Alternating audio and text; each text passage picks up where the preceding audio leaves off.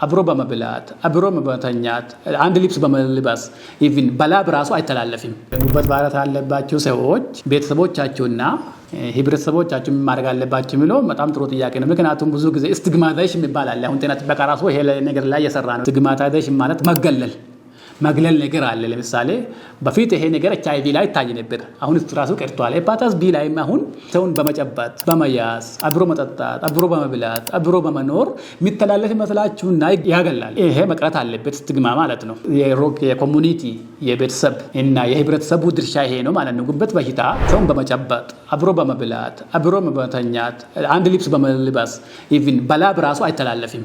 ሰውነታችን ደም ከደም ካልተገናኘ ሁለት ቀዳዳ እና ወይ ቁስል ከሌለና እንደዚህ ደም ቀጥታ ሰውን ካላገኘ አይተላለፍም።